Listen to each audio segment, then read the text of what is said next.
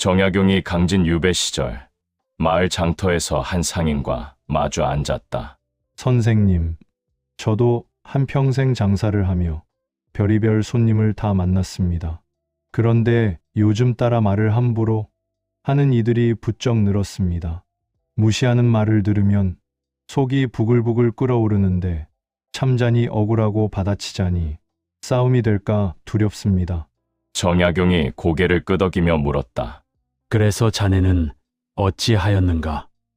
그냥 참았습니다. 참고 또 참았습니다. 그런데 선생님, 참기만 하니 제가 점점 작아지는 것 같습니다. 정약용이 찻잔을 내려놓으며 말했다. 참는 것과 당하는 것은 다르다. 참음은 내가 선택하는 것이요. 당함은 상대에게 끌려가는 것이다. 진정한 참음에는 힘이 있고 그 힘은 한마디 말로 드러나느니라. 듣고 계신 분들 중에도 비슷한 경험이 떠오르실 겁니다. 명절에 모인 자리에서 며느리가 툭 던진 말 한마디, 오랜 친구 모임에서 누군가 대수롭지 않게 흘린 말, 동네 모임에서 나이 어린 사람이 반말처럼 건넨 말투, 그 순간 가슴이 철렁하고 얼굴이 달아오르고 뭐라고 해야 할지 몰라 그냥 웃어넘겼던 적이 있으시지요. 그리고 집에 돌아와서야 생각납니다. 그때 이렇게 말할 걸. 왜 나는 아무 말도 못했을까? 왜 어떤 사람은 무시를 당해도 의연하고 어떤 사람은 같은 상황에서 무너질까요? 그 차이는 재치나 말솜씨가 아니었습니다. 오늘은 누군가 나를 무시할 때 싸우지 않고도 상대의 태도를 바꾸는 말의 기술을 낱낱이 풀어봅니다. 정약용이 200년 전에 이미 알고 있었던 품이 있는 한마디의 힘입니다. 한치 앞도 안 보이는 위기 속에서 흔들리지 않는 내 삶의 기준을 세우고 싶은 분들을 위한 바이블 지혜입니다. 시작하기 전에 구독과 좋아요 부탁드리며 정약용의 삶의 지혜 바로 시작하겠습니다. 혹시 무시당한 경험 또는 그때 이렇게 말할 걸 하고 후회했던 순간이 있으시다면 댓글로 여러분의 이야기를 들려주세요. 첫째, 무시당하면 말문이 막히는 이유. 설 연휴 아침, 온 가족이 모인 거실은 오랜만에 북적였습니다. 음식 냄새, 아이들 웃음소리, 텔레비전 소리가 뒤섞인 그 자리에 68세 최정희 씨도 앉아 있었습니다. 시어머니 노릇 40년, 이제는 손주들 재롱을 보는 것이 명절의 낙이었습니다. 새벽부터 일어나 전을 부치고 나무를 묻혔습니다. 허리가 아파도 손목이 시큰거려도 명절 음식만큼은 손수해야 한다는 생각이었습니다. 그것이 자신이 할 수 있는 일이라 여겼기 때문입니다. 그런데 며느리가 부엌에서 나오며 툭 던진 말 한마디가 귀를 찔렀습니다. 어머니는 그냥 앉아 계세요. 어차피 도와주셔도 치우는 건 저희 몫이잖아요. 웃으며 한 말이었습니다. 농담처럼 들리기도 했습니다. 주변 사람들도 대수롭지 않게 흘려들었습니다. 하지만 최정희 씨는 그 순간 숨이 멎는 것 같았습니다. 가슴이 뜨거워지고 목구멍까지 무언가 치밀어 올랐지만 입이 열리지 않았습니다. 머릿속이 하얘졌습니다. 분명 할 말이 있는 것 같은데 무슨 말을 해야 할지 모르겠습니다. 화를 내자니 분위기를 망칠 것 같고 그냥 넘어가자니 억울합니다. 결국 선택한 것은 침묵이었습니다. 그냥 웃었습니다. 아무 말 없이 웃고 고개를 돌렸습니다. 며느리는 이미 부엌으로 들어갔고 아들은 텔레비전만 보고 있었고 아무도 그 순간을 눈치채지 못했습니다. 하지만 최정희 씨의 명절은 그 한마디로 끝나버렸습니다. 음식 맛도 모르겠고 손주가 할머니하고 불러도 대답이 늦었습니다. 온종일 웃는 척했지만 속은 텅 빈 것처럼 허전했습니다. 집에 돌아오는 차 안에서도 며칠이 지나도 그 말이 머릿속을 떠나지 않았습니다. 밥을 먹다가도 텔레비전을 보다가도 문득 그 장면이 떠올랐습니다. 그때 이렇게 말할 걸. 아니, 그냥 한마디라도 할 걸. 후회가 꼬리에 꼬리를 물었습니다. 왜 우리는 무시당하는 순간 아무 말도 못할까요? 평소에는 할 말 다 하고 사는 사람도 왜 그 순간만큼은 얼어붙는 걸까요? 스탠퍼드 대학 심리학과 연구에 따르면 인간은 예상치 못한 사회적 공격을 받으면 뇌의 전전두엽 기능이 일시적으로 저하된다고 합니다. 전전두엽은 판단하고 계획하고 적절한 말을 선택하는 역할을 합니다. 그런데 갑작스러운 무시나 모욕을 당하면 이 영역이 잠시 멈춰버린다는 것입니다. 쉽게 말해 갑작스러운 무시 앞에서 우리 뇌는 생각하는 기능을 잠시 꺼버립니다. 그래서 나중에 혼자 있을 때는 수십 가지 대답이 떠오르는데 정작 그 순간에는 한마디도 나오지 않는 것입니다. 이것을 심리학에서는 사회적 통증이라고 부릅니다. 몸에 상처를 입었을 때 느끼는 고통과 마음에 상처를 입었을 때 느끼는 고통이 뇌 같은 영역에서 처리된다는 뜻입니다. 무시당한 순간 가슴이 철렁하고 얼굴이 화끈거리고 머리가 멍해지는 것은 실제로 통증을 느끼는 것과 같은 반응입니다. 그래서 무시당한 순간 우리는 마치 주먹으로 맞은 것처럼 멍해지고 말문이 막히는 것입니다. 당신 잘못이 아닙니다. 그것은 인간이라면 누구나 겪는 자연스러운 반응입니다. 동양에서는 이를 두고 심기가 흔들렸다고 표현했습니다. 마음의 기운이 흐트러지면 말이 나오지 않고 몸이 굳는다는 것입니다. 아무리 지혜로운 사람도 심기가 흔들리면 평소의 절반도 발휘하지 못한다고 했습니다. 정약용은 이렇게 말했습니다. 마음이 고요하지 못하면 1000마디 말을 알아도 한마디도 나오지 않는다. 고요함을 먼저 얻은 자만이 말을 부릴 수 있느니라. 그렇습니다. 문제는 말솜씨가 아니었습니다. 문제는 그 순간 마음이 흔들렸다는 것, 그리고 그 흔들림에 대비하지 못했다는 것입니다.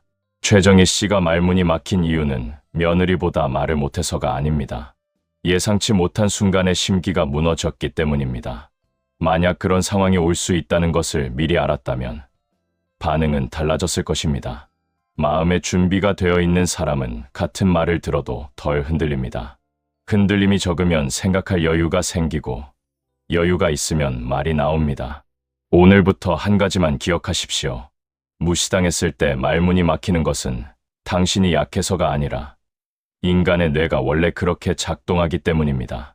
이것을 아는 것만으로도 다음번에는 조금 덜 흔들릴 수 있습니다. 그리고 오늘 밤 잠들기 전에 한 번만 생각해 보십시오. 나를 무시할 수 있는 상황이 어디서 올 수 있을까? 명절 자리일 수도 있고, 모임 자리일 수도 있고, 전화 통화 중일 수도 있습니다. 그 장면을 한번 떠올려 두는 것만으로도 실제 상황에서 덜 얼어붙게 됩니다. 다음 순간이 왔을 때 당신은 더 이상 그 자리에서 멍하니 서 있지 않을 것입니다. 둘째, 무시하는 사람들의 숨겨진 심리. 아니, 내가 뭘 그렇게 잘못했다고 그 사람이 나한테만 그러는 거야? 전화기 너머로 들려온 이 한마디에 가슴이 먹먹해진 사람이 있습니다. 71세 박순덕 씨입니다. 박순덕 씨는 교회 권사회 활동을 25년째 하고 있습니다. 새벽 기도부터 봉사활동까지 교회 일이라면 마다하지 않았습니다. 그런데 최근 몇 달 사이 한 권사님의 태도가 달라졌습니다. 인사를 해도 고개만 까딱하고 말을 걸어도 다른 사람에게 먼저 대답합니다. 다 같이 모인 자리에서 박순덕 씨가 의견을 내면 못 들은 척 다른 이야기를 꺼냅니다. 처음에는 기분 탓이려니 했습니다.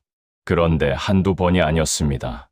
어느 날은 점심을 함께 먹는 자리에서 그 권사님이 이렇게 말했습니다. 박 권사님은 원래 그런 거 잘 모르시니까 우리끼리 정하죠. 주변 사람들이 다 듣는 자리에서였습니다. 박순덕 씨는 얼굴이 화끈거렸지만 아무 말도 하지 못했습니다. 그냥 웃으며 숟가락을 들었습니다. 밥맛이 없었습니다. 집에 와서 남편에게 이야기했더니 남편은 이렇게 말했습니다. 그냥 신경 끄고 살아. 왜 그런 사람한테 휘둘려? 맞는 말입니다. 하지만 신경을 끌 수가 없습니다. 대체 내가 뭘 잘못했기에 저 사람이 나한테만 저럴까? 혹시 내가 모르는 사이에 실수한 게 있나? 생각이 꼬리에 꼬리를 물었습니다. 박순덕 씨처럼 생각하시는 분들이 많습니다.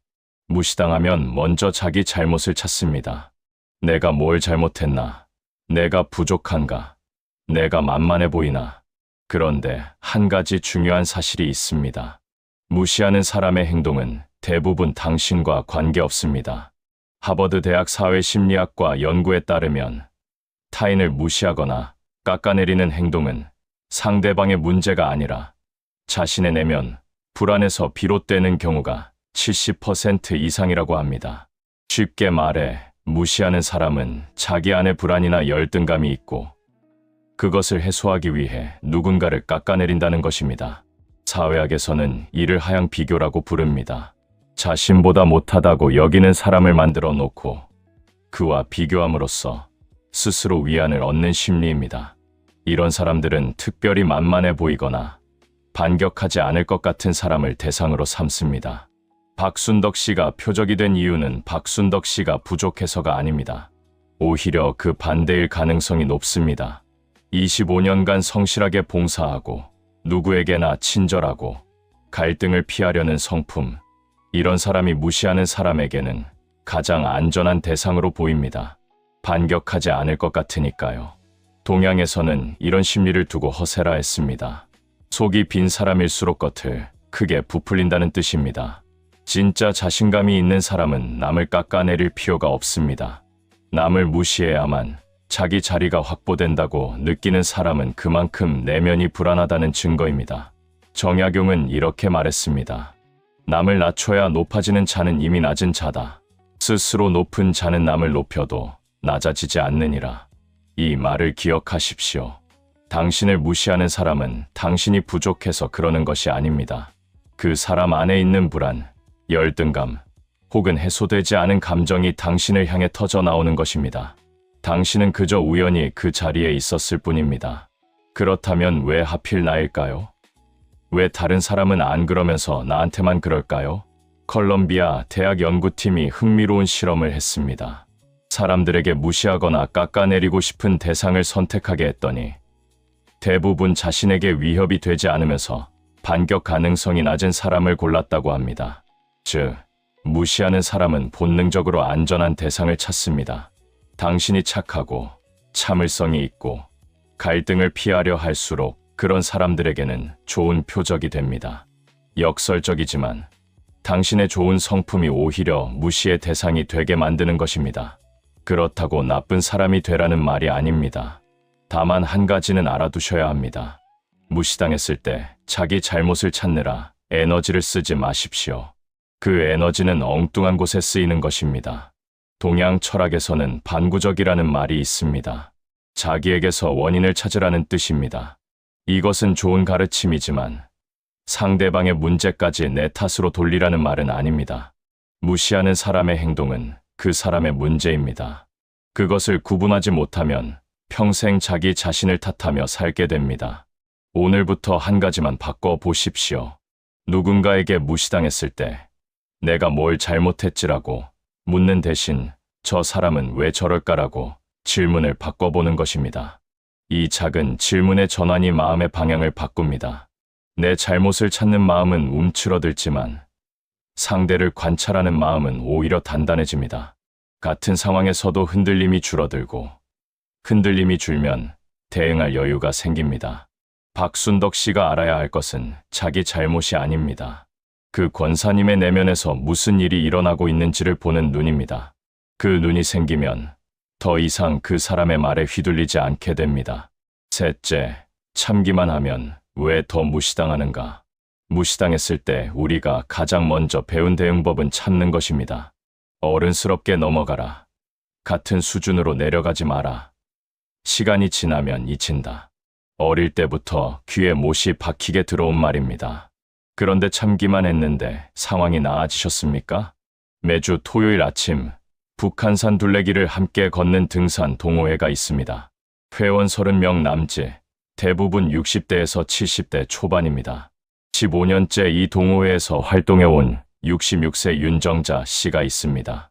윤정자 씨는 조용한 성격입니다. 앞에 나서기보다 뒤에서 챙기는 스타일이었습니다. 산행 후 뒤처진 사람 기다려주고 간식 나눌 때 늘 맨 마지막에 받았습니다. 그런데 언제부턴가 회장 부부가 윤정자 씨를 대하는 태도가 달라졌습니다. 단체 사진 찍을 때 자리를 빼고 회식 장소를 정할 때 의견을 묻지 않고 심지어 산행 일정이 바뀌어도 윤정자 씨에게만 연락이 늦게 갔습니다. 어느 날은 회장 부인이 다른 회원들 앞에서 이렇게 말했습니다. 윤 언니는 뭘 해도 느리니까 다음 코스는 빼는 게 낫지 않아? 웃으며 한 말이었지만 모두가 듣는 자리였습니다. 윤정자 씨는 그 순간 얼굴이 굳었지만 아무 말도 하지 않았습니다. 속으로 삼켰습니다. 여기서 화내면 분위기만 망치니까 그냥 웃어넘기자. 언제나 그랬듯이. 그런데 참으면 참을수록 상황은 더 나빠졌습니다. 회장 부부의 태도는 점점 노골적이 되었고 다른 회원들도 슬슬 윤정자 씨를 가볍게 대하기 시작했습니다. 급기야 어떤 회원은 윤정자 씨가 커피를 나눠주자 고맙다는 말도 없이 받아들고 돌아섰습니다. 윤정자 씨는 집에 와서 펑펑 울었습니다. 15년을 다닌 동호회입니다. 정도 들었고 추억도 많습니다. 그런데 왜 이렇게 됐을까? 나는 한 번도 싸운 적이 없는데, 늘 양보하고 늘 참았는데, 문제는 바로 그것이었습니다. 늘 참았다는 것. 예일대학 사회심리학과에서 흥미로운 연구를 진행했습니다. 연구진은 여러 그룹을 만들고 각 그룹 내에서 특정 구성원이 무시나 부당한 대우에 어떻게 반응하는지를 관찰했습니다. 그 결과 무시에 전혀 반응하지 않는 사람은 시간이 지날수록 더 많은 무시를 당하는 것으로 나타났습니다. 연구진은 이를 묵인 효과라고 불렀습니다. 아무런 반응을 보이지 않으면 상대방은 이 정도는 괜찮구나라고 해석한다는 것입니다. 그래서 다음에는 조금 더 심한 행동을 합니다. 그래도 반응이 없으면 또 한 단계 올라갑니다. 참으면 참을수록 무시의 강도가 높아지는 악순환이 시작되는 것입니다. 사회학에서는 이를 경계 설정의 부재라고 설명합니다. 인간관계에는 보이지 않는 선이 있습니다. 여기까지는 괜찮지만 여기서부터는 안 된다는 선입니다. 이 선을 명확히 보여주지 않으면 상대방은 계속 선을 넘습니다. 선이 없다고 생각하기 때문입니다. 윤정자 씨에게는 그 선이 보이지 않았습니다. 아니, 선이 있었지만 한 번도 보여준 적이 없었습니다. 그래서 회장 부부는 점점 더 선을 넘었고 다른 회원들도 그것이 허용된다고 받아들인 것입니다. 동양에서는 이런 상황을 두고 유약함이 화를 부른다고 했습니다. 부드러움은 미덕이지만 부드럽기만 하면 상대가 우습게 본다는 뜻입니다. 물은 부드럽지만 바위를 뚫습니다. 그것은 물의 방향과 힘이 있기 때문입니다. 방향 없이 부드럽기만 하면 어디로든 흘러가 버립니다. 정약용은 이렇게 말했습니다. 참음에도 격이 있다. 뜻을 품고 참는 것은 대인의 참음이요. 두려워서 참는 것은 비굴함이다. 참되 굽히지 않는 자가 끝내 이기느니라. 윤정자 씨의 참음은 어떤 참음이었을까요? 더 큰 뜻을 위해 참은 것이었을까요? 아니면 갈등이 두려워서 참은 것이었을까요? 만약 후자라면 그것은 참음이 아니라 회피였습니다. 회피는 상대에게 허락으로 익힙니다. 그렇다면 어떻게 해야 했을까요? 회장 부인이 윤 언니는 느리니까 빼는 게 낫지 않아? 라고 말했을 때 윤정자 씨가 이렇게 대응했다고 가정해 봅시다. 아, 제가 느렸나요? 몰랐네요. 다음엔 더 열심히 따라가 볼게요. 이렇게 말했다면 어땠을까요? 싸우는 말이 아닙니다. 화내는 말도 아닙니다. 하지만 이 한마디에는 중요한 신호가 담겨 있습니다. 나는 당신 말을 듣고 있고 그냥 넘어가지 않겠다는 신호입니다. 심리학에서는 이를 온화한 경계 설정이라고 부릅니다. 공격적으로 맞서지 않으면서도 상대방에게 선을 인식시키는 기술입니다. 이 선을 한번 보여주면 상대방은 다음부터 조심하게 됩니다. 아, 이 사람은 그냥 넘어가지 않는 사람이구나. 윤정자 씨가 처음 무시당했을 때 이 한마디를 했다면 15년 다닌 동호회에서 울며 나오는 일은 없었을 것입니다. 참는 것이 능사가 아닙니다. 참되 선은 보여줘야 합니다. 오늘부터 한 가지만 연습해 보십시오. 누군가 불편한 말을 했을 때 바로 반응하지 않아도 됩니다. 대신 그 자리에서 한 템포 쉬고 상대방 눈을 한번 바라보십시오. 그리고 천천히 한마디만 하십시오. 그렇게 생각하셨군요. 이 한마디가 당신의 선을 보여주는 첫 번째 연습입니다. 싸우지 않으면서도 그냥 넘어가지 않겠다는 신호를 보내는 것입니다. 참는 것은 미덕입니다. 하지만 참기만 하는 것은 미덕이 아닙니다. 참되 선을 보여주는 것, 그것이 진짜 어른의 참음입니다. 넷째, 감정적으로 받아치면 왜 역효과가 나는가? 왜 어떤 사람은 무시에 대응했는데 오히려 상황이 더 나빠질까요? 참기만 하면 안 된다는 것을 본능적으로 아는 분들이 계십니다. 그래서 용기를 내어 한마디 합니다. 그런데 그 한마디가 상황을 더 꼬이게 만드는 경우가 있습니다. 69세 김태호 씨는 고등학교 졸업 50주년 동창회에 꾸준히 나가고 있습니다. 한 달에 한 번, 토요일 점심에 모여 밥 한 끼 먹고 헤어지는 자리입니다. 졸업 후 각자 다른 인생을 살았지만 이 나이에 옛 친구들 얼굴 보는 것이 소소한 낙이었습니다. 그런데 동창 중 한 명인 박 씨가 유독 김태호 씨를 불편하게 합니다. 박 씨는 사업을 해서 돈을 좀 벌었습니다. 그것 자체는 문제가 아닙니다. 문제는 박 씨가 틈만 나면 김태호 씨를 깎아내린다는 것입니다. 태호는 평생 월급쟁이 했으니까 모르겠지만 사업하면 말이야. 태호 같은 애들은 공무원이 딱이야. 시키는 것만 하면 되니까 말끝마다 김태호 씨를 낮추는 말을 붙입니다. 다른 동창들 앞에서 대놓고 그럽니다. 김태호 씨는 35년간 공직에서 성실하게 일하고 퇴직한 사람입니다. 부끄러울 것 하나 없는 인생입니다.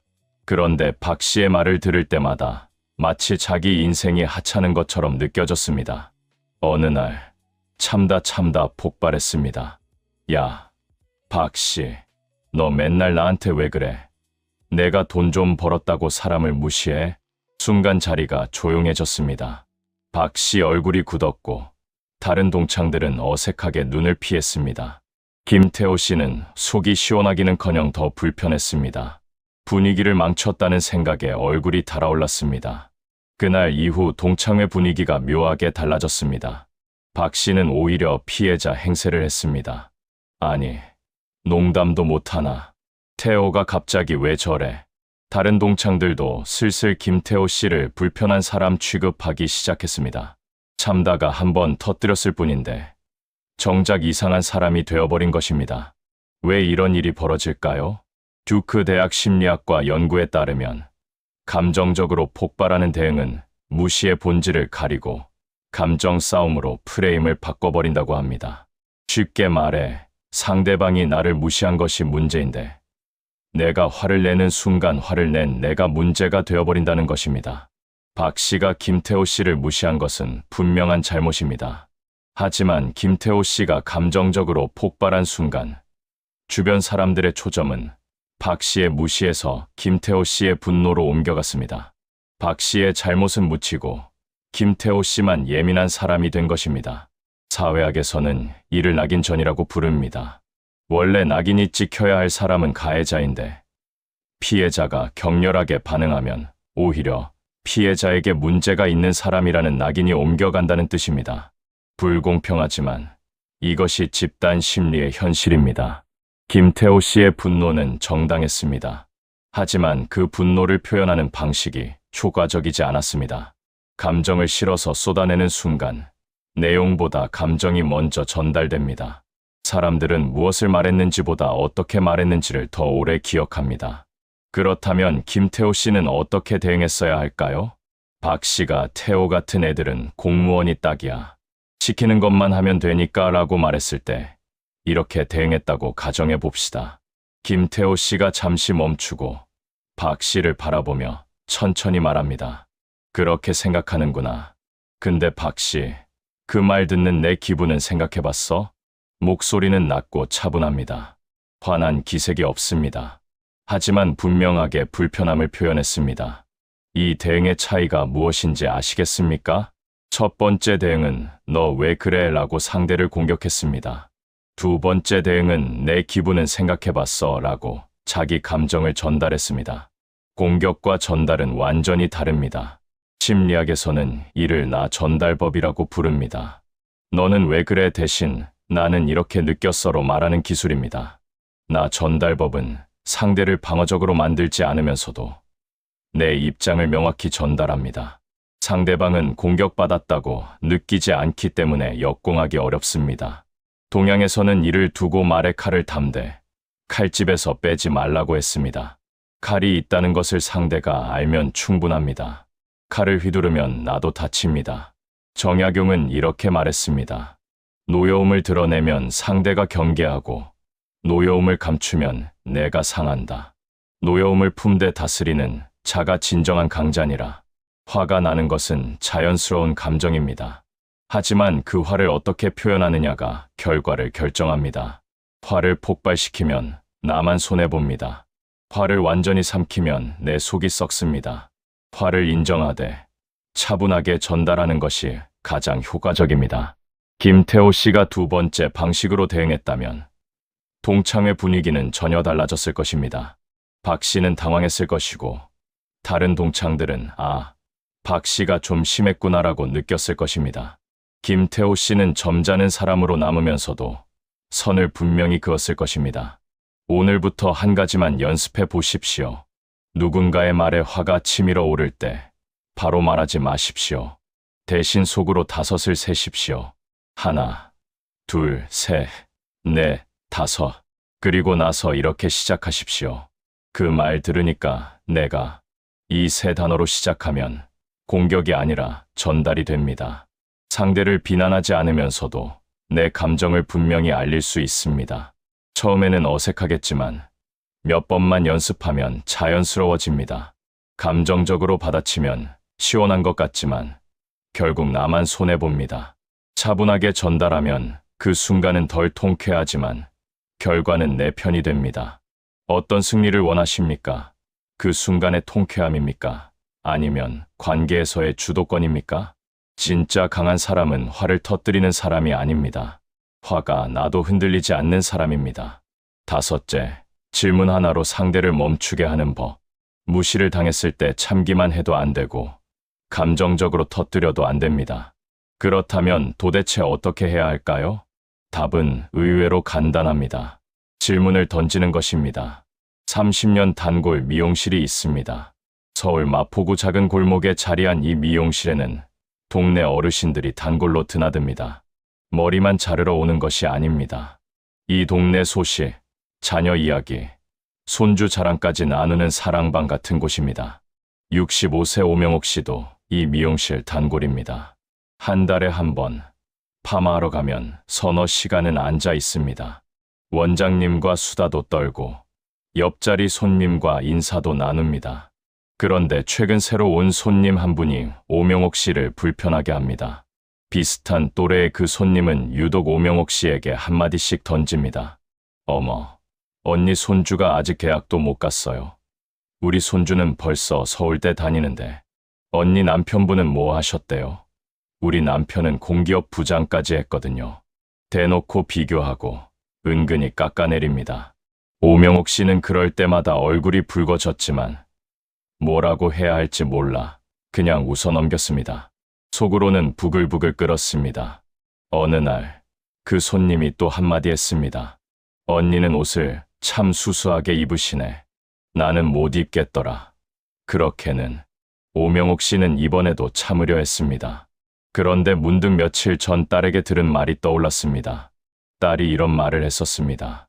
엄마, 그런 사람한테는 질문으로 받아쳐. 왜요? 한마디면 돼. 오명옥 씨는 심호흡을 한 번 하고 그 손님을 바라보며 천천히 말했습니다. 그렇게 생각하시는 이유가 있으세요? 목소리는 차분했습니다. 화난 기색도 비꼬는 기색도 없었습니다. 그냥 담담하게 물었을 뿐입니다. 그 손님의 표정이 순간 굳었습니다. 뭐라고 대답해야 할지 모르는 눈치였습니다. 아니 그냥 해본 말이에요. 손님은 머쓱하게 웃으며 말을 흐렸습니다. 그날 이후 그 손님은 오명옥 씨에게 함부로 말하지 않게 되었습니다. 왜 질문이 효과적일까요? 시카고 대학 심리학과 연구에 따르면 무시나 비하 발언을 하는 사람은 대부분 상대방이 당황하거나 움츠러드는 반응을 기대한다고 합니다. 그런데 예상과 다른 반응이 돌아오면 오히려 무시한 쪽이 당황하게 됩니다. 특히 질문을 받으면 인간의 뇌는 자동으로 대답을 찾으려고 합니다. 이것을 심리학에서는 질문의 강제 환기 효과라고 부릅니다.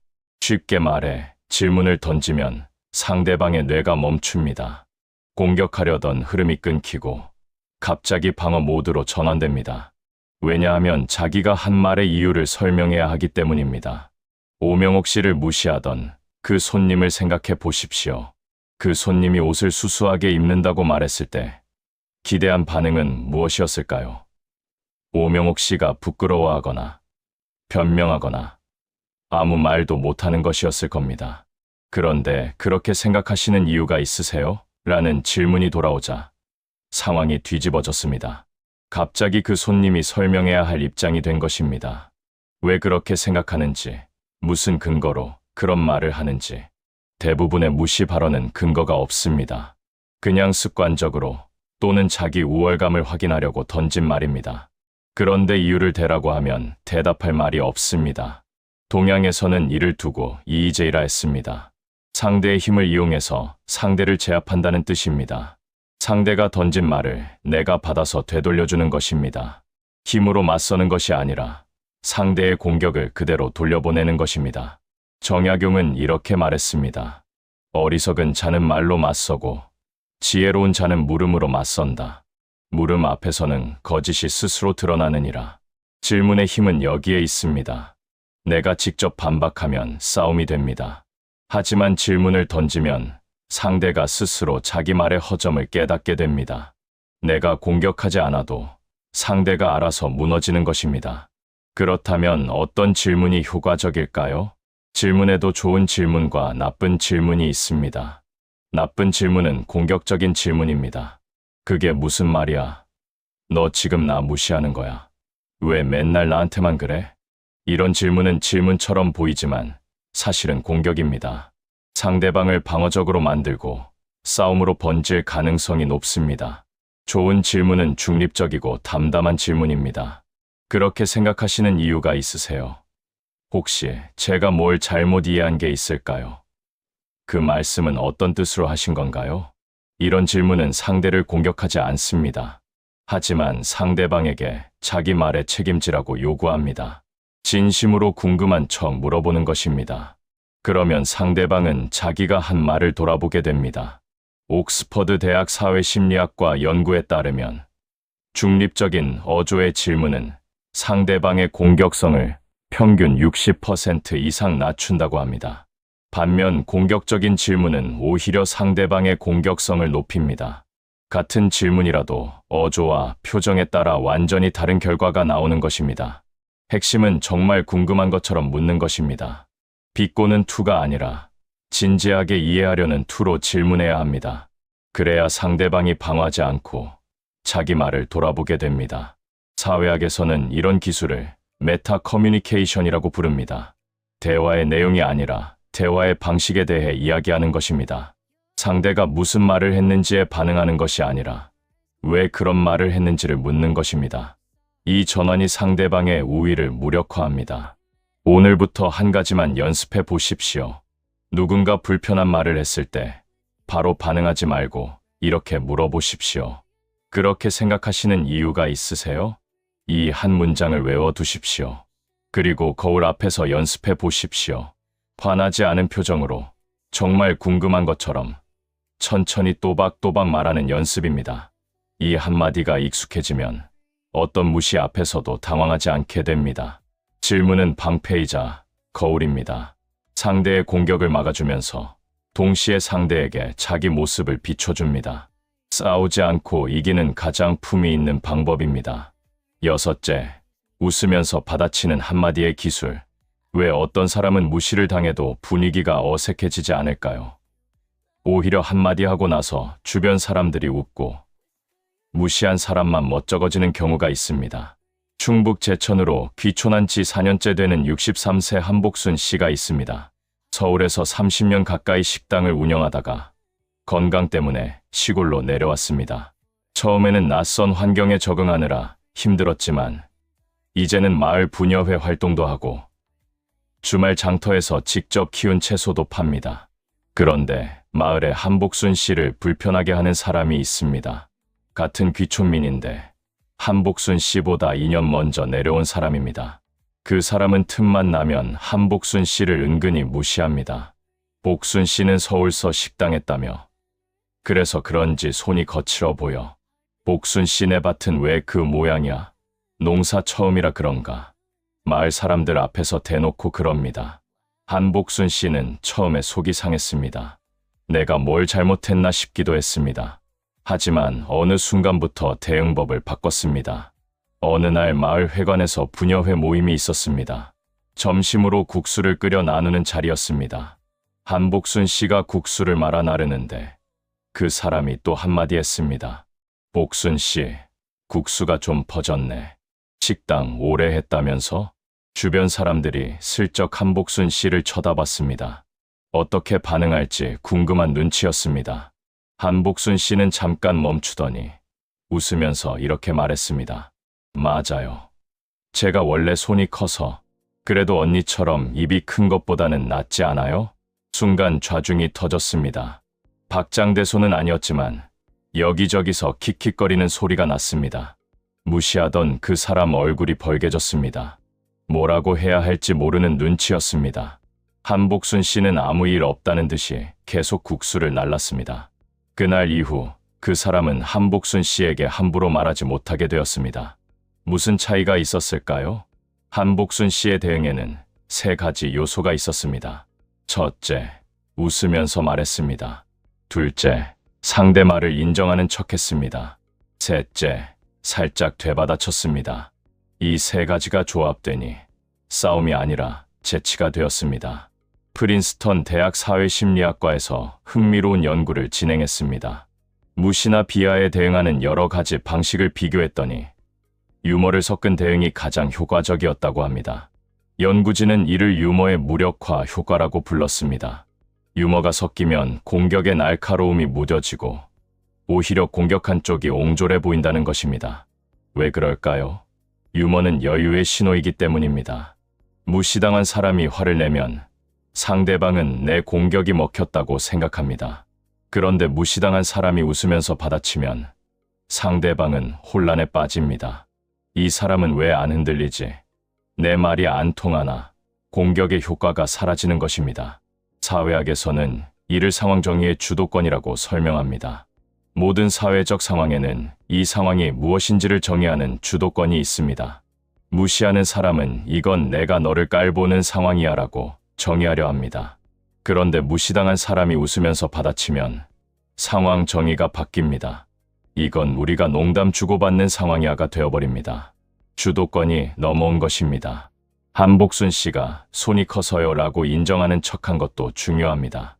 무시에 대응할 때 무조건 부정하면 방어적으로 보입니다. 국수 안 퍼졌거든요? 라고 하면 변명하는 것처럼 들립니다. 하지만 맞아요. 제가 원래 손이 커서 라고 받아주면 상대 공격을 흡수해버리는 효과가 있습니다. 공격이 흡수되면 힘을 잃습니다. 그리고 마지막에 언니처럼 입이 큰 것보다는 낫지 않아요? 라고 되받아친 것이 포인트입니다. 이것은 직접적인 욕이 아닙니다. 하지만 듣는 사람은 다 압니다. 당신도 만만치 않다는 뜻이구나.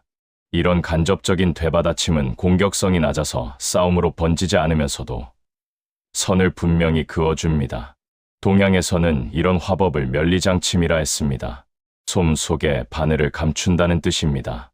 겉으로는 부드럽지만 안에는 날카로움이 있습니다. 상대가 찔렸다는 것을 알지만 대놓고 항의하기는 어렵습니다. 겉이 부드러우니까요. 정약용은 이렇게 말했습니다. 말에는 3가지 품격이 있다. 하품은 욕으로 맞서는 것이요. 중품은 이치로 따지는 것이며 상품은 웃음으로 넘기는 것이다. 웃음 속의 뜻을 담는 자가 가장 높으니라. 웃으면서 받아치는 것이 쉬운 일은 아닙니다.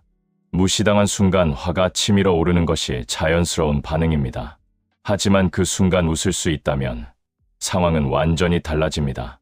연습이 필요합니다. 한복순 씨도 처음부터 이렇게 대응한 것이 아닙니다. 서울에서 식당 30년 하면서 별의별 손님을 다 상대했습니다. 그 과정에서 자연스럽게 익힌 것입니다. 기술은 타고나는 것이 아니라 훈련으로 얻어지는 것입니다. MIT 사회과학과 연구에 따르면 유머 대응 능력은 연습을 통해 향상될 수 있다고 합니다. 연구진은 참가자들에게 무시 상황을 가정하고 유머러스한 대응을 미리 생각해두게 했습니다. 그러자 실제 상황에서 유머 대응 성공률이 3배 이상 높아졌습니다. 미리 준비하면 즉흥적으로 떠올리는 것보다 훨씬 쉬워진다는 것입니다. 그렇다면 어떻게 연습할 수 있을까요? 오늘부터 한 가지만 해보십시오. 과거에 무시당했던 상황을 하나 떠올려 보십시오. 그때 상대가 뭐라고 했는지 기억해 보십시오. 그리고 그 말에 웃으면서 받아칠 수 있는 한마디를 만들어 보십시오. 공식은 간단합니다. 인정하는 척 살짝 되받아치기입니다. 예를 들어볼까요? 상대가 당신은 참 느리네요 라고 했다면, 맞아요. 저는 원래 신중한 편이라서요. 덕분에 실수가 적죠라고 할 수 있습니다. 상대가 요즘 애들은 어른 공경할 줄 모른다니까 라고 했다면, 맞아요. 그러니까 우리라도 좋은 본보기 보여줘야죠 라고 할 수 있습니다. 핵심은 부정하지 않고 받아준 다음 방향을 살짝 틀어서 되돌려주는 것입니다. 이 기술이 익숙해지면 어떤 무시 앞에서도 당황하지 않게 됩니다. 종이에 3가지만 적어 보십시오. 과거에 들었던 무시하는 말 3가지, 그리고 그에 대한 웃으면서 받아치는 대응 3가지. 이것을 며칠 동안 머릿속으로 반복하십시오. 다음에 비슷한 상황이 오면 그 한마디가 자연스럽게 나올 것입니다. 웃으면서 받아치는 사람을 무시하기는 어렵습니다. 웃음은 여유의 증거이고 여유는 힘의 증거이기 때문입니다. 화내지 않아도, 싸우지 않아도 당신이 만만한 사람이 아니라는 것을 보여줄 수 있습니다.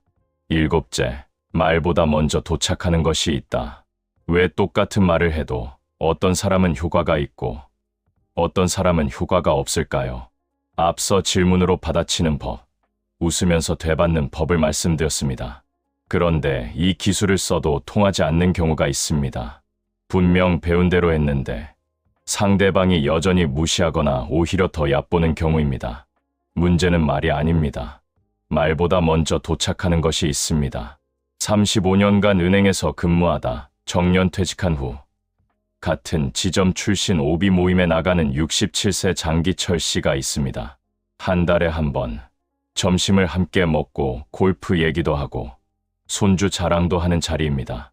장기철 씨는 은행에서 부지점장까지 올라간 사람입니다. 성실하게 일했고 후배들에게도 잘 대해줬습니다. 그런데 모임에서 한 후배가 유독 장기철 씨를 불편하게 합니다.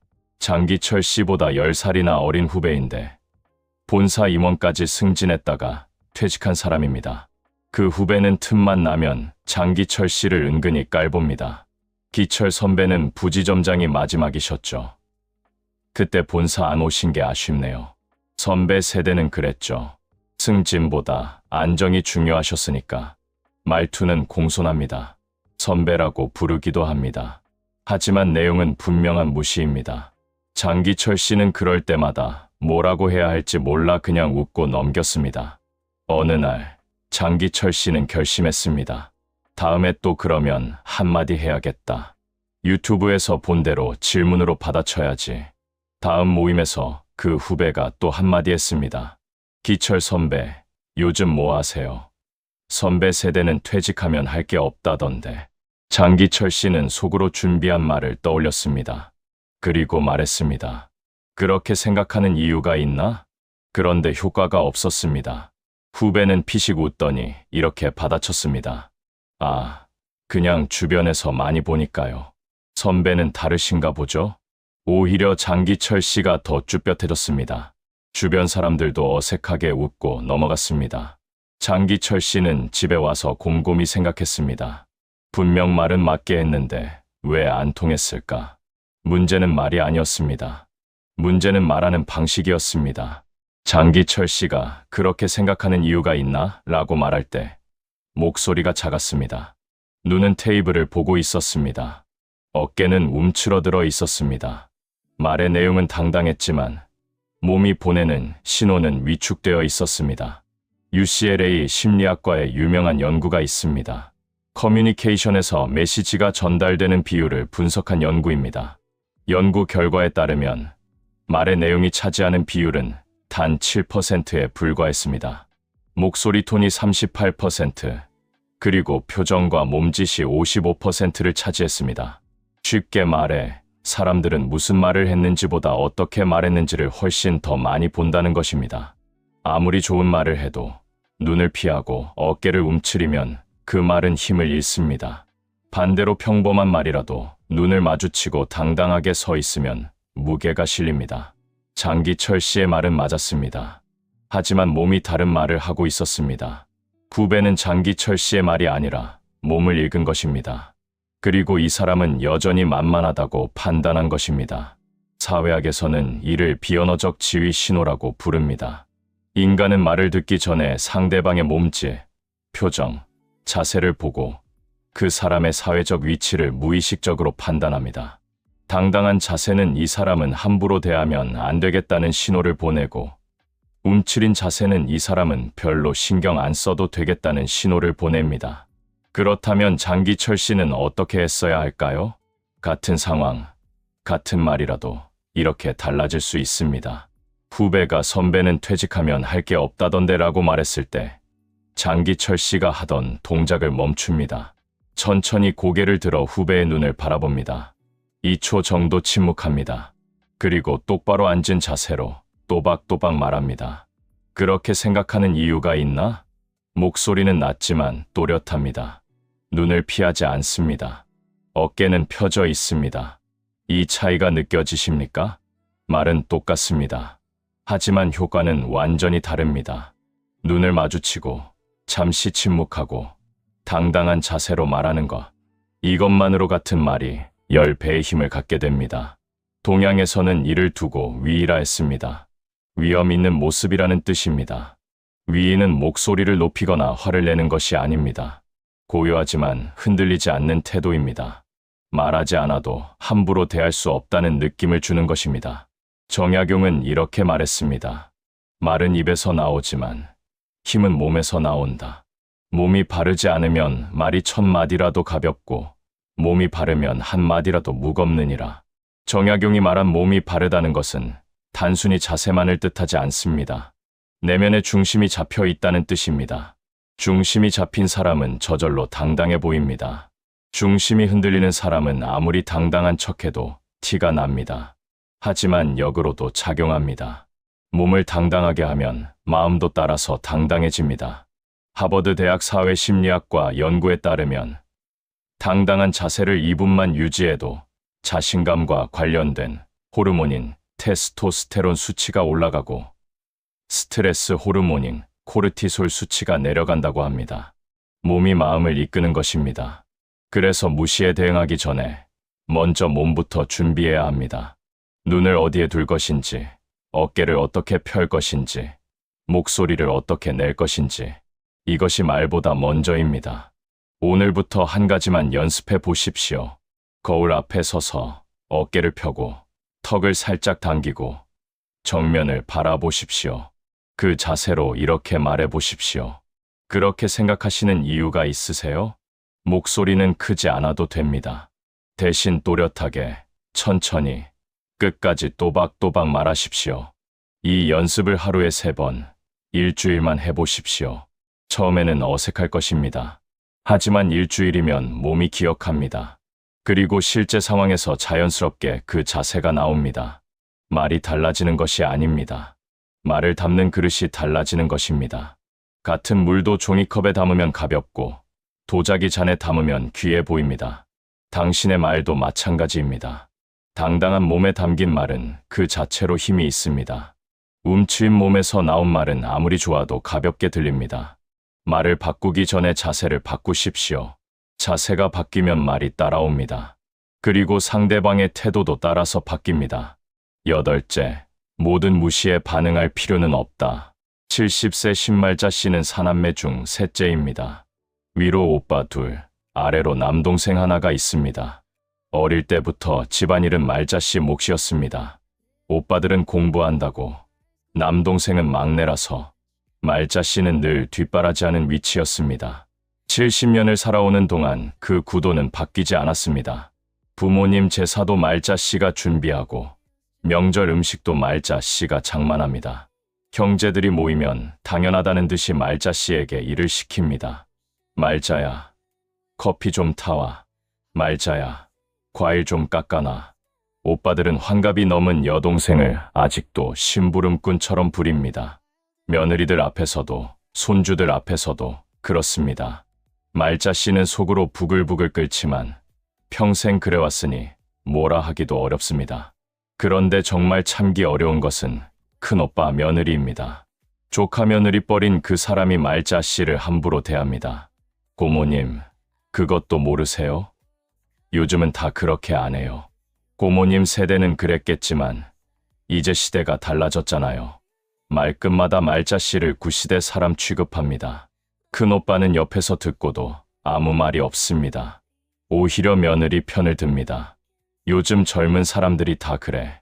내가 좀 이해해라. 말자 씨는 지난 명절에도 그 며느리에게 한마디 들었습니다.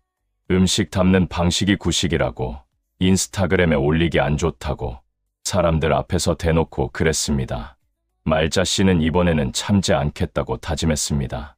배운 대로 질문으로 받아쳐야지. 그렇게 생각하는 이유가 있나요? 라고 물어야지. 연습도 했습니다. 거울 앞에서 자세도 잡아보고 목소리 톤도 맞춰봤습니다. 그런데 막상 명절 아침이 되니 이상하게 의욕이 사라졌습니다. 왜 내가 저 사람한테 에너지를 써야 하지? 저 사람이 내 인생에서 얼마나 중요한 사람이지. 1년에 두세 번 보는 사람인데 저 사람을 변화시키는 게 의미가 있을까? 문득 이런 생각이 들었습니다.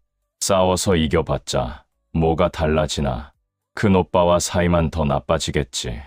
그렇다고 내가 저 며느리 때문에 명절마다 스트레스 받으며 살아야 하나. 말자 씨는 결정을 내렸습니다. 이번 명절을 마지막으로 앞으로는 형제 모임에 나가지 않기로. 처음에는 죄책감이 들었습니다. 부모님 재산은 누가 챙기나, 형제들이 뭐라고 하면 어떡하나. 하지만 며칠 지나니 마음이 편해졌습니다. 70년을 참았으면 됐다. 이제는 나를 힘들게 하는 자리에 굳이 앉아 있을 필요 없다. 말자 씨의 선택이 틀렸을까요? 아닙니다. 때로는 대응하지 않는 것이 최선의 대응입니다. 컬럼비아 대학 사회학과 연구에 따르면 인간관계에서 갈등 대응에는 3가지 전략이 있다고 합니다. 첫째는 맞서기, 둘째는 회피하기, 셋째는 떠나기입니다. 흥미로운 점은 어떤 전략이 가장 효과적인지는 관계의 중요도와 변화 가능성에 따라 달라진다는 것입니다. 관계가 중요하고 변화 가능성이 높으면 맞서는 것이 효과적입니다. 관계가 중요하지만 당장 변화가 어려우면 잠시 회피하는 것이 현명합니다. 그런데 관계가 중요하지 않고 변화 가능성도 낮으면 가장 효과적인 전략은 떠나기입니다. 말자 씨에게 큰오빠 며느리는 어떤 존재였을까요? 1년에 두세 번 보는 사람입니다. 깊은 정이 있는 것도 아니고 앞으로 관계가 좋아질 가능성도 낮습니다. 큰오빠조차 며느리 편을 드니 그 사람이 바뀔 가능성은 거의 없습니다. 이런 관계에 에너지를 쓰는 것은 비효율적입니다. 심리학에서는 이를 감정 차원의 관리라고 부릅니다. 인간이 하루에 쓸 수 있는 감정, 에너지는 한정되어 있습니다. 중요하지 않은 관계에 에너지를 쏟으면 정작 중요한 관계에 쓸 에너지가 부족해집니다. 에너지를 어디에 쓸지 선택하는 것도 지혜입니다. 그렇다면 어떤 무시에는 대응하고 어떤 무시는 그냥 두어야 할까요? 기준이 필요합니다. 사회학에서 말하는 관계 투자 이론이 도움이 됩니다. 이 이론에 따르면 관계 유지 여부를 결정할 때 3가지를 따져봐야 합니다. 첫째, 이 관계에서 내가 얻는 것이 무엇인가? 둘째, 이 관계를 유지하는 데 드는 비용이 얼마인가? 셋째, 이 관계를 대체할 수 있는 대안이 있는가? 말자 씨의 경우를 대입해 봅시다. 형제 모임에서 얻는 것은 무엇인가요? 가족이라는 의무감, 어릴 적 추억 정도입니다. 비용은 무엇인가요? 무시당하는 스트레스, 명절 준비의 부담, 자존감 하락입니다. 대안은 있는가요? 자녀들과의 시간, 친한 친구들과의 모임, 혼자만의 평화로운 시간이 있습니다. 이렇게 따져보면 답이 나옵니다. 비용이 이익보다 크고 대안이 있다면 그 관계는 놓아도 됩니다. 동양에서는 이를 두고 취사 선택이라 했습니다. 취할 것은 취하고 버릴 것은 버린다는 뜻입니다. 모든 관계를 다 붙잡으려 하면 정작 중요한 관계를 놓칩니다. 인생의 시간은 한정되어 있습니다. 어떤 관계에 그 시간을 쓸지 선택하는 것이 지혜입니다. 정약용은 이렇게 말했습니다. 현명한 자는 싸울 곳과 물러날 곳을 안다. 모든 싸움에서 이기려는 자는 결국 가장 중요한 싸움에서 지느니라. 이 말을 기억하십시오. 모든 무시에 반응할 필요가 없습니다. 모든 관계를 지킬 필요도 없습니다. 중요한 관계에서는 선을 긋고 대응하되 중요하지 않은 관계는 과감히 놓아주는 것. 그것도 자기 보호의 방법입니다. 물론 쉬운 결정은 아닙니다. 특히 가족 관계는 더 어렵습니다. 피는 물보다 진하다는 말. 가족은 어쨌든 가족이라는 말이 발목을 잡습니다. 하지만 생각해 보십시오. 피가 진하다고 해서 독이 되어도 마셔야 합니까? 가족이라고 해서 평생 상처를 주고받아야 합니까?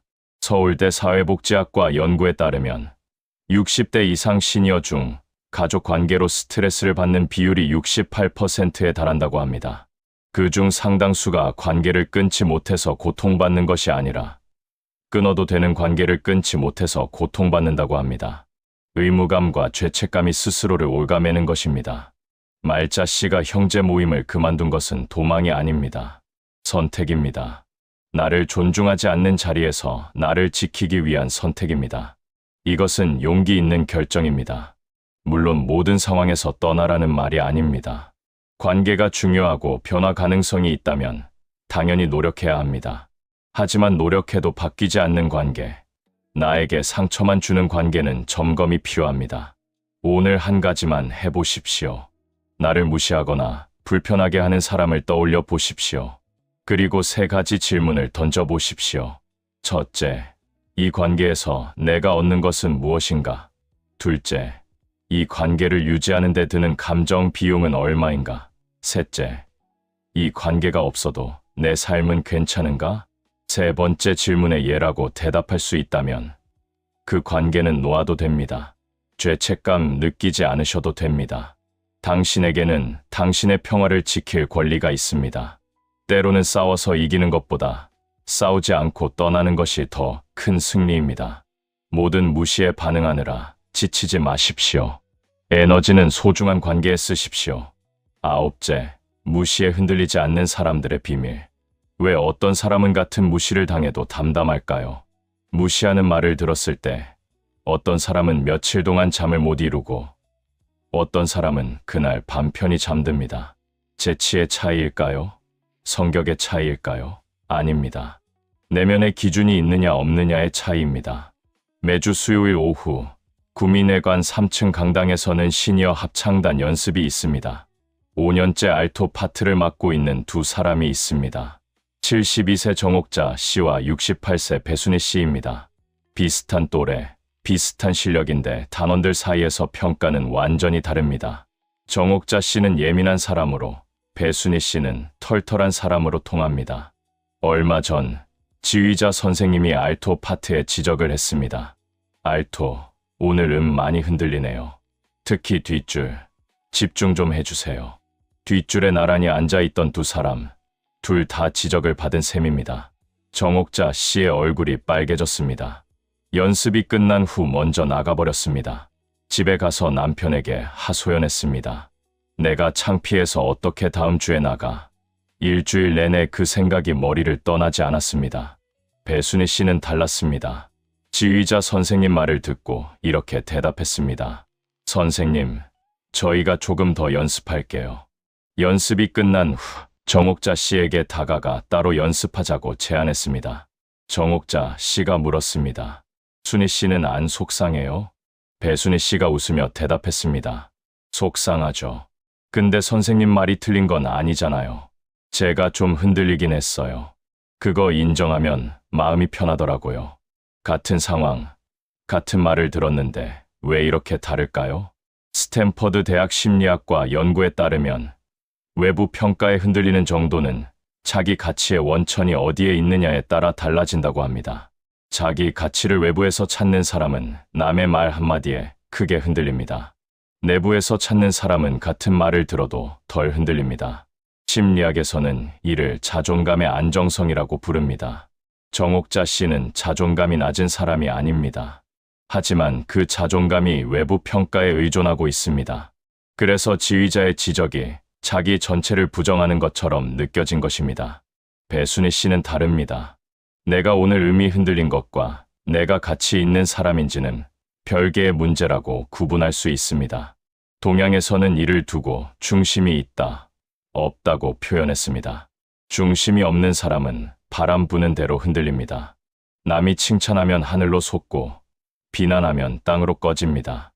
중심이 있는 사람은 칭찬해도 비난해도 담담합니다. 정약용은 이렇게 말했습니다. 남의 말에 흔들리는 자는 자기 안에 기둥이 없는 것이다. 기둥을 세운 자는 천 사람이 흔들어도 쓰러지지 않느니라. 무시에 흔들리지 않는 사람들의 비밀이 여기 있습니다. 그들은 자기 안에 기둥이 있습니다. 내가 누구인지, 내가 무엇을 소중히 여기는지 알고 있습니다. 그래서 누가 뭐라고 해도 근본이 흔들리지 않습니다. 사회학에서는 이를 자기 서사의 주도권이라고 부릅니다. 인간은 자기 삶의 이야기를 만들어가며 삽니다. 그 이야기를 누가 쓰느냐가 중요합니다.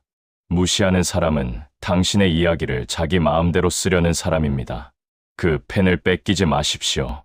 오늘부터 한 가지만 시작해 보십시오.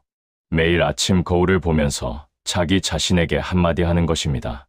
나는 충분히 괜찮은 사람이다. 누가 뭐라 하든 내 가치는 내가 정한다. 그리고 내가 잘하는 것 3가지, 내가 소중히 여기는 것 3가지를 종이에 적어 보십시오. 누군가에게 무시당할 때마다 그 종이를 떠올려 보십시오. 저 사람이 뭐라 하든 나는 이런 사람이야. 이것이 내면의 기둥입니다. 기둥이 세워지면 바람이 불어도 쓰러지지 않습니다. 무시하는 말이 들려와도 그 말이 내 중심까지 도달하지 못합니다.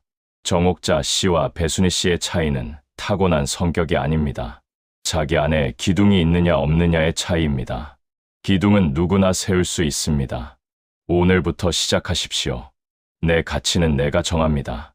그 누구도 아닌 바로 내가. 10째, 가장 좋은 대응은 결국 이것이다. 무시에 대응하는 가장 좋은 방법은 무엇일까요? 질문으로 받아치는 것, 웃으면서 되받는 것, 당당한 자세로 말하는 것. 지금까지 여러 가지 방법을 말씀드렸습니다. 모두 효과적인 기술입니다. 하지만 이 모든 것을 넘어서는 궁극적인 방법이 있습니다. 성당 레지오 활동을 20년째 하고 있는 69세 문경희 씨가 있습니다. 매주 금요일 오후 단원들과 모여 기도하고 봉사 계획을 세웁니다. 그녀는 단원들 사이에서 존경받는 사람입니다. 늘 밝고 누구에게나 친절하고 어려운 일이 있으면 먼저 나섭니다. 그런데 문경희 씨가 처음부터 이런 사람이었던 것은 아닙니다. 10년 전 문경희 씨는 지금과 완전히 다른 사람이었습니다.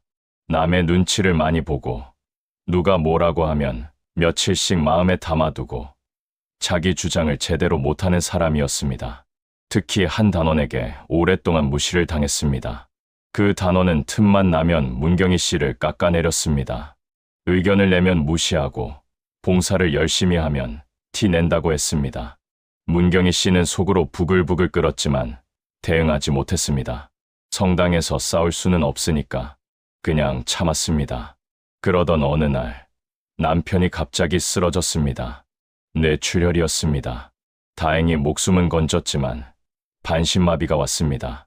하루아침에 문경희 씨의 삶이 바뀌었습니다. 간병하랴, 생활비 걱정하랴, 정신없는 나날이 이어졌습니다. 그때 깨달은 것이 있었습니다. 내가 그동안 얼마나 쓸데없는 일에 에너지를 썼는가. 저 사람이 나를 어떻게 보는지, 저 사람이 무슨 말을 하는지, 그게 뭐가 중요한가. 남편이 살아있는 것, 내가 건강한 것, 하루하루 버틸 수 있는 것, 정말 중요한 것은 따로 있었습니다. 문경희 씨는 달라지기 시작했습니다. 더 이상 그 단원의 말에 신경 쓰지 않았습니다. 무시하는 말을 들어도 그냥 흘려보냈습니다. 싸우거나 대응하려고 하지 않았습니다. 대신 자기 할 일에 집중했습니다. 남편 간병하고 봉사 열심히 하고 하루하루 성실하게 살았습니다. 신기한 일이 벌어졌습니다. 문경희 씨가 신경 쓰지 않으니까 그 단원의 무시도 점점 줄어들었습니다. 무시해도 반응이 없으니 재미가 없어진 것입니다. 그리고 문경희 씨가 묵묵히 자기 일을 해나가는 모습을 보면서 다른 단원들이 오히려 문경희 씨를 더 존경하기 시작했습니다. 몇 년이 지나자 상황이 완전히 역전되었습니다. 문경희 씨를 무시하던 그 단원은 단원들 사이에서 점점 고립되었고 문경희 씨는 모두에게 존경받는 사람이 되었습니다. 문경희 씨에게 비결을 물었습니다. 어떻게 그렇게 바뀔 수 있었느냐고. 비결이라고 할 것도 없어요. 그냥 내 인생을 사는 데 집중했어요. 저 사람이 나를 어떻게 보든 나는 내 갈 길을 가면 되는 거예요. 그게 가장 좋은 대응이더라고요. 하버드 대학 심리학과에서 75년간 진행한 유명한 연구가 있습니다. 행복한 삶의 비결을 찾기 위해 700명 이상의 삶을 추적한 연구입니다. 연구 결과에 따르면 행복한 삶의 가장 중요한 요소는 좋은 관계였습니다. 그런데 흥미로운 점이 있습니다. 좋은 관계를 유지하는 사람들의 공통점은 나쁜 관계에 에너지를 쏟지 않는다는 것이었습니다. 쉽게 말해 행복한 사람들은 자신을 무시하거나 힘들게 하는 사람에게 시간과 감정을 낭비하지 않습니다. 대신 자신을 존중하는 사람들과의 관계에 집중합니다. 그리고 무엇보다 자기 삶을 충실히 삽니다. 사회학에서는 이를 관계적 선택이라고 부릅니다. 인간의 시간과 에너지는 한정되어 있습니다. 어떤 관계에 그것을 투자할지 선택하는 것이 지혜입니다. 나를 무시하는 사람과 싸우느라 에너지를 쓰면 정작 나를 아끼는 사람들과 보낼 시간이 줄어듭니다. 동양에서는 이를 두고 부동심이라 했습니다. 흔들리지 않는 마음입니다. 부동심은 감정이 없다는 뜻이 아닙니다. 중요한 것과 중요하지 않은 것을 구분할 줄 안다는 뜻입니다. 중요하지 않은 일에는 마음을 쓰지 않고 중요한 일에만 마음을 쓰는 것입니다. 정약용은 이렇게 말했습니다. 남이 나를 알아주지 않아도 원망하지 않으니 이것이 군자의 도량이다. 나를 낮추는 자가 있어도 나는 내 길을 갈 뿐이니 이것이 대인의 걸음이다. 무시에 대응하는 궁극적인 방법이 여기 있습니다. 내 길을 가는 것입니다. 내 인생을 충실히 사는 것입니다. 무시하는 사람과 싸우느라 시간을 낭비하지 말고 그 시간에 내가 하고 싶은 일을 하고 내가 아끼는 사람들과 함께하는 것입니다.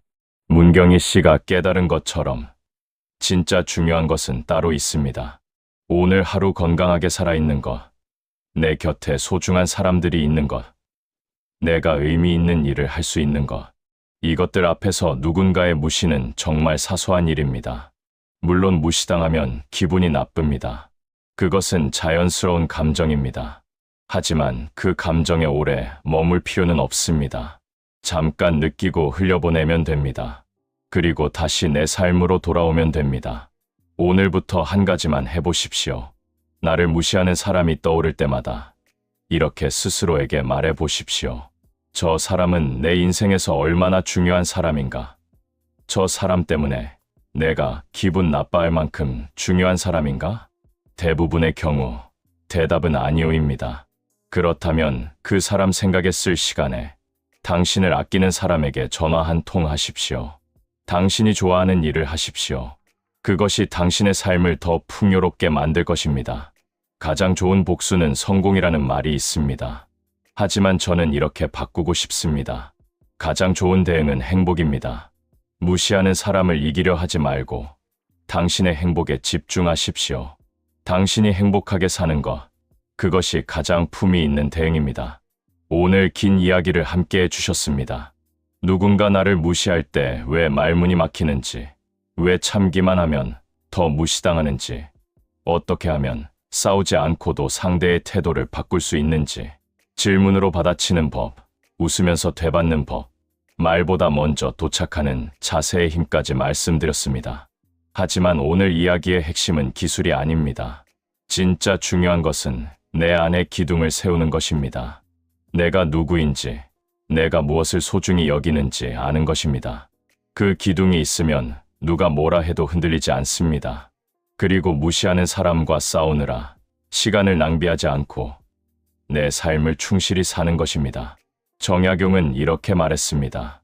군자는 남이 알아주지 않아도 서운해하지 않는다. 자기가 자기를 알면 그것으로 충분하니라. 60년, 70년을 살아오시면서 참 많이도 참으셨을 것입니다. 가족을 위해, 관계를 위해, 분위기를 위해 속으로 삼킨 말이 얼마나 많으셨을까요? 그 참음이 잘못된 것은 아닙니다. 하지만 이제는 조금 달라지셔도 됩니다. 당신을 무시하는 사람에게 맞서라는 말이 아닙니다. 다만 당신에게는 당신을 지킬 권리가 있다는 것을 기억해 주십시오. 모든 무시에 반응할 필요는 없지만 선을 그어야 할 때는 그을 수 있어야 합니다. 그것이 자기 존중입니다. 오늘부터 딱 한 가지만 기억하십시오. 누군가 당신을 무시하거든 웃으며 이렇게 물어보십시오. 그렇게 생각하시는 이유가 있으세요? 이 한마디가 당신의 첫 번째 선이 될 것입니다. 어제보다 오늘 더 세상의 흐름을 읽어내는 우리의 눈이 밝아졌기를 바랍니다. 당신의 삶이 팍팍하고 답답한 현실에 따뜻하지만 명쾌한 해답을 건네는 바이블 지혜였습니다. 긴 영상 시청해 주셔서 감사드리며 오늘도 평안하시길 빕니다.